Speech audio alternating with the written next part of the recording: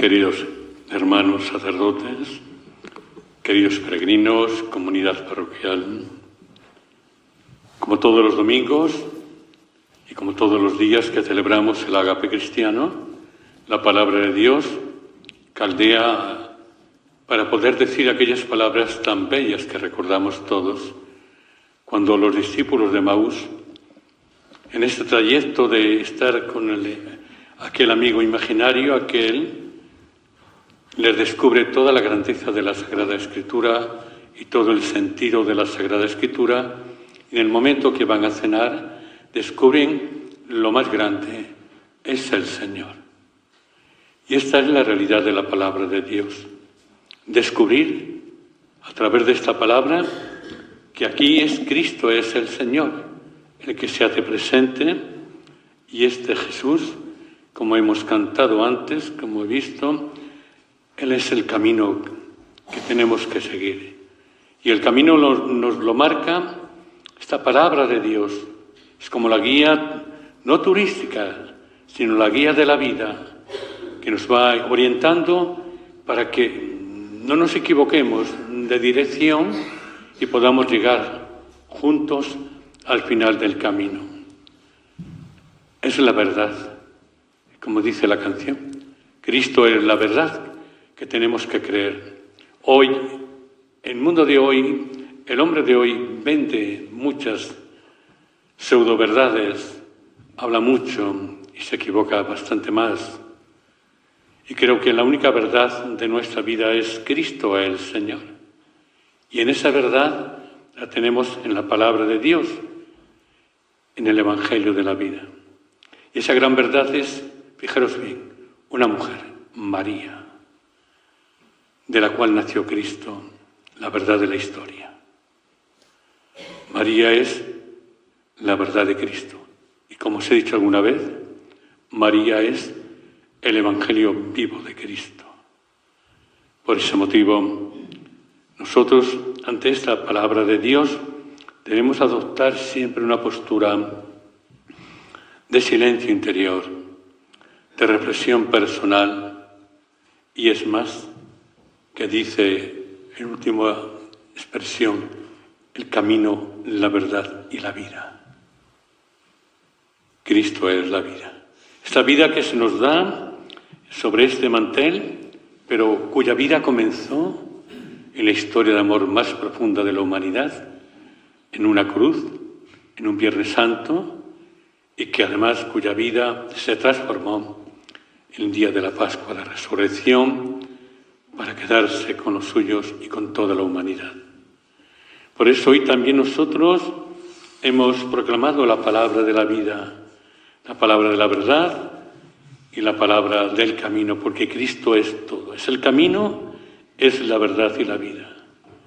Y a lo largo del camino de la vida tenemos que dejarnos guiar por esta palabra de Dios, para ver qué nos dice a cada uno de nosotros la palabra de Dios, no lo que yo quiera que me diga, sino lo que esta palabra de Dios me dice. La primera lectura que hemos proclamado es de la profecía de Ezequiel.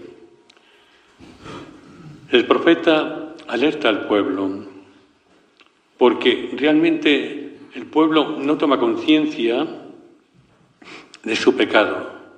Un pueblo que vive un poco desnortado, y alerta al pueblo para decirle, porque todas las culpas las echamos siempre al otro e incluso al Dios, a su Dios. Y es más que el profeta nos invita a convertirnos cuando el malvado se convierte de la maldad que hizo y practica el derecho y la justicia. Convertirse hoy más que nunca, que es el mensaje de María, la conversión de corazón que conlleva un estilo de vida distinto. La conversión del corazón que nos lleva siempre al arrepentimiento sincero y una recapacitación de ver lo que yo he hecho mal para corregirlo. Esta lectura de Ezequiel es una lectura que nos provoca, en primer lugar, una llamada a la conversión. Venimos a este lugar y es un lugar de evangelización. María, la gran evangelizadora de la historia, cuando ella fue donde Isabel, fue a evangelizar porque llevaba a Cristo con ella. Y creo que esta es María. María nos ha aparecido en la historia de la humanidad, para que veamos qué bella es o cómo es, sino para decirnos, este es mi Hijo el amado, haced lo que os diga. Y esta es la realidad. Y creo que hoy más que nunca se nos pide la conversión en un momento tan difícil, donde nos echamos las culpas unos y otros, donde no hay la casa de las culpas. Y entonces incluso a veces culpamos a Dios. Porque Dios no. Dios es un Dios de amor que te acompaña en la historia tenebrosa del dolor y en la historia gozosa de la esperanza. Creo que esta lectura es maravillosa para inculcar en nuestro corazón el derecho, la justicia, los grandes valores de la conversión. Una persona conversa no puede ser una persona que atropelle el respeto al otro, que sea injusto. Una persona conversa tiene que estar totalmente convencida de ese arrepentimiento, cuyo arrepentimiento tiene que cambiar la vida. Es muy fácil hoy corregir al otro, preocuparnos de ver cómo es el otro. Eso no es la conversión. La conversión es caminar juntos y antes de corregir al otro, mirar cómo tengo yo la viga en el ojo, no la mota del otro hermano. La conversión me lleva a mí a convertirme con Cristo, conmigo mismo y con el hermano. Esta es la conversión que nos dice el Señor. En la lectura que hemos proclamado de la carta de San Pablo a los Filipenses, Pablo insiste en primer lugar en que si le queremos, le dice a la comunidad de Filipos, si tenéis un mínimo de amor, os pido que estéis siempre unánimes en la fe, en el amor y en la esperanza.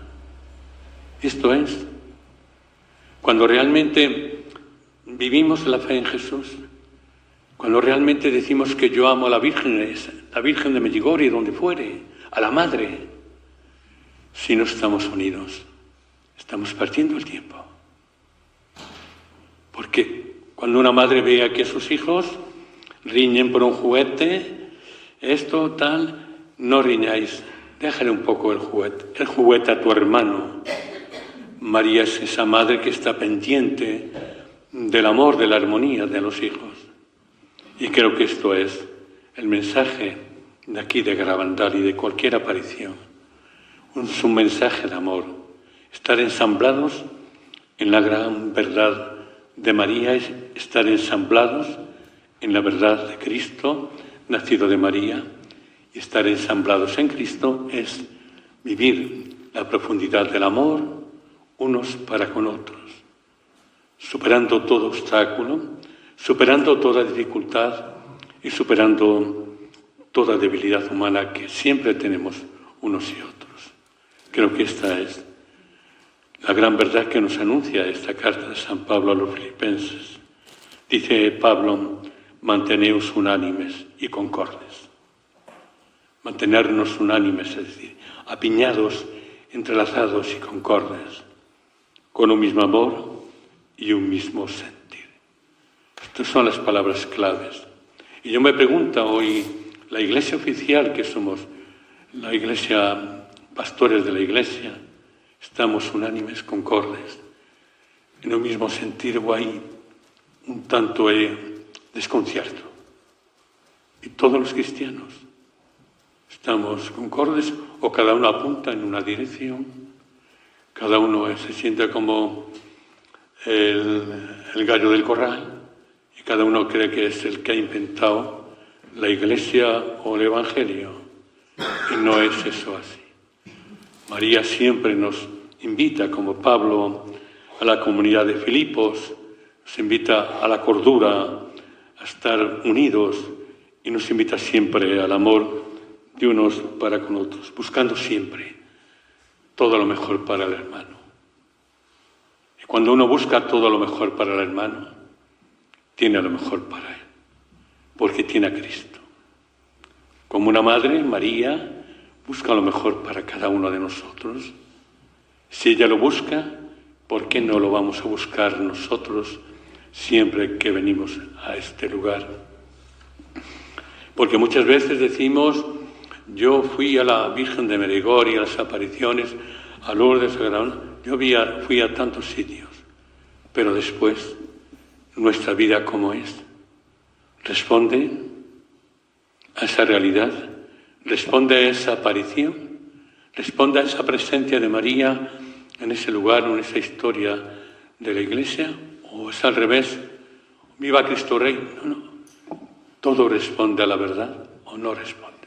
Por eso, la idea motriz de esta celebración es que tenemos que ser serios y coherentes con el mensaje de Jesús, con el proyecto de Dios, que es un mundo de justicia y de amor. Y el Evangelio que hemos proclamado, concretamente, es el Evangelio, donde se ven que las palabras no valen, valen los hechos. El mundo de hoy está lleno de palabras, de promesas que nunca se cumplen. Y tenemos en la parábola que nos presenta el Señor de los dos hijos. El que dice que no, pero el primero después recapacita y va. El otro de buenas palabras, sí, pero no va. Creo que esta es la realidad. Tal vez la Iglesia está llena de palabras y de promesas, los cristianos, el mundo de hoy, en el mundo de la política, no digamos, en toda esta realidad. Pero hay poca coherencia, hay poca seriedad en lo que uno dice y lo que uno hace. Y este Evangelio es para invitarnos a todos nosotros a hacer aquello que decimos y no vivir de una iglesia de palabras. Y es un planteamiento de la fe en este momento. Como diría Erich Fromm, un historiador, psicólogo además alemán del siglo XX, los felices propietarios de la verdad de la fe, que creen que la fe es un seguro de vida, pero la fe no les ayuda a crecer ni a proyectar su vida de acuerdo al Señor. Por eso, hermanos, la fe que decimos tener, la fe que profesamos en este templo, la fe no es una fórmula de un credo vacío, de unos dogmas o de una estructura. La fe es una vida que crece, que se proyecta en el plan de Dios. Y muchas veces en estos lugares de apariciones y todo esto, venimos muy eufóricos, vamos también eufóricos, pero tal vez después en nuestras comunidades parroquiales no es tanta la euforia, no es tanta la respuesta. Toda experiencia religiosa mariana nos tiene que llevar a una coherencia de palabras y de obras. Una coherencia de palabras y de obras que nos hacen sentirnos más cerca de María, más cerca de la aparición y más cerca de la verdad de Cristo que nació de esta mujer única en la historia, la Virgen María. Pues sigamos la celebración dando un abrazo muy grande a la Virgen, pidiéndole a aquella que fue fiel a la palabra, he aquí la esclava del Señor. Nosotros también seamos fieles a la palabra, que vivamos aquello que decimos, que creamos aquello que decimos. Y realmente los mismos sacerdotes, los pastores de la Iglesia, se aproxima un sínodo donde todos están en expectativas con las manos alzadas a ver qué pasa. No pasa absolutamente nada. No puedes tú echar la culpa al Papa, al señor cura de turno, a quien sea, para ser malo o regular. Cada uno tenemos nuestra responsabilidad que dar a Dios de nuestra vida y de nuestros actos. Y seamos también humildes para no inmiscuirnos en la responsabilidad y a veces en los errores de los demás.